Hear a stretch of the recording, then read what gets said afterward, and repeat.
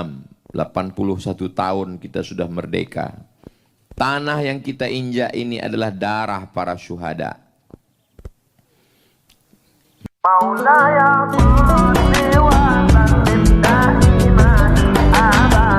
Mensyukuri nikmat kemerdekaan ini, kita ucapkan Alhamdulillahi Rabbil Alamin. Berterima kasih kepada orang yang sudah mengajarkan kita supaya tidak mau menerima penindasan, penjajahan.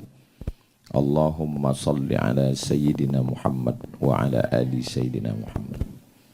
Man lam yashkurin nas, lam yashkurillah. Orang yang tidak berterima kasih kepada manusia, dia tidak bersyukur kepada Allah. Para pejuang-pejuang yang sudah gugur, kita sudah kirimkan Al-Fatihah dan doa. Untuk para ustaz dan ustazah yang sudah mendidik, mengisi kemerdekaan, kita ucapkan jazakumullahu khairal jaza. Semoga Allah memberikan balasan yang terbaik. Untuk para santri, para siswa, para siswi, mengisi kemerdekaan dengan teguh menghafal Al-Quran, membaca kitab-kitab kuning, memahami agama Islam dengan baik, dengan tetap belajar fisika, kimia, biologi, matematika, bahasa Inggris, supaya berprestasi di masa akan datang, agar kita bisa menjadi rumah tangga, menjadi rumah di negara kita sendiri, menjadi tuan, tidak menjadi tamu. Ada bangsa-bangsa yang katanya hebat, besar, tapi dia tidak menjadi tuan di rumahnya sendiri. Orang-orang yang menonton film koboi, mereka melihat bagaimana hebatnya suku Indian di Amerika. Mereka pemilik tanah Amerika. Tapi hari ini mereka tidak menjadi tuan rumah. Mereka menjadi tamu di Amerika. Yang menjadi tuan rumahnya adalah orang-orang Eropa, bangsa pendatang ke benua Amerika. Ada bangsa yang badannya tegap, tinggi, berotot, suku aborigin di Australia. Tapi hari ini mereka tidak menjadi tuan rumah. Mereka menjadi tamu di tanah nenek moyangnya sendiri. Tapi kita di Nusantara ini, dari mulai Papua, Sulawesi, Kalimantan, Jawa, dan Sumatera, kita tidak menjadi tamu. Sekarang kita menjadi anak bangsa. Orang-orang kafir itu datang dari Eropa membawa kapal untuk menyeberang ke timur Indonesia dengan alasan ingin mencari cengkeh dan tembakau. Tapi kemudian raja-raja, para ulama melawan. Sultan Babullah dari Ternate, Sultan Nuku dari Tidore, mereka melawan penjajah. Seorang ulama dari Sulawesi bernama Syekh Yusuf Al-Makassari melawan. Dia terusir ke Pulau Jawa. Belanda membuangnya ke Ceylon, Sri Lanka. Dia tidak stres, dia tidak depresi, dia tidak mengeluh, dia berdakwah. Pada akhirnya dia dibuang ke Durban, Afrika Selatan. Dan dia tetap mendakwahkan Islam. Dia meninggal di Afrika Selatan. Presiden Nelson Mandela memberikan penghormatan atas perjuangannya. Pangeran Antasari, para raja-raja, Sultan Mahmud Badaruddin, sampai pada puncaknya di mahkota Sumatera, perempuan tidak lemah dengan senjata pendek bernama rencong. Mereka Cut Nyadin, Cut Mutia, Panglima Polim. Teku Umar berkata, kalau aku mati malam ini, aku mati syahid. Kalau aku hidup besok pagi, aku masih bisa minum kopi di Maulabuh. Setelah dia meninggal, kuburnya tetap dicari oleh Belanda. Murid-muridnya menjaga. 6 bulan dikuburkan, jenazahnya tetap mereka pindahkan ke atas gunung. Begitulah Belanda-Belanda kafir itu sangat takut dengan pejuang kita. Sudah meninggal pun mereka takut. Mengapa mereka takut? karena ada api jihad yang menyala dalam diri umat Islam. Kita diajarkan siapa yang membunuh orang kafir harbi, yang mengusik kampung halaman kita, yang mengambil hasil alam kita, maka kita wajib melawan. Orang yang membunuh kafir harbi, kafir perang, maka kalau dia mati, dia tidak merasakan sakitnya sakaratul maut.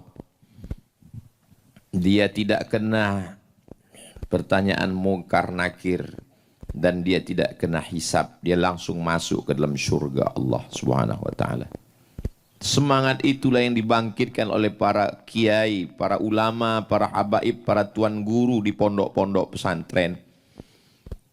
Mereka keluarkan resolusi jihad. Maka pada tanggal 22 Oktober itu diperingati sebagai hari santri.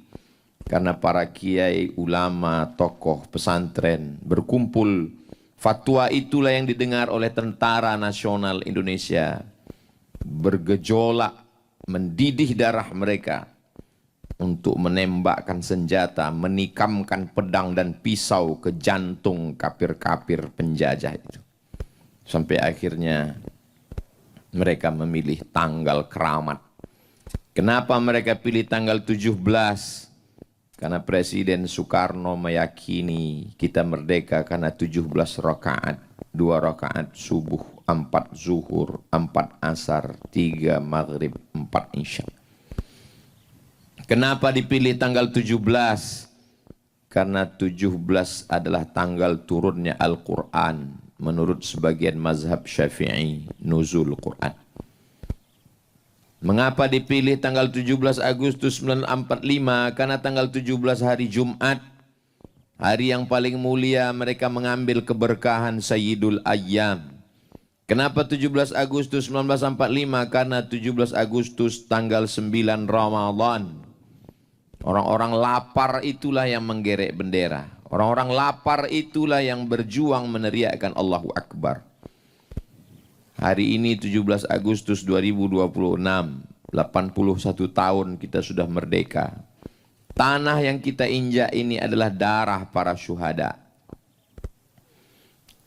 Mensyukuri nikmat kemerdekaan dengan tausiah. Mensyukuri nikmat kemerdekaan dengan doa istighatsah.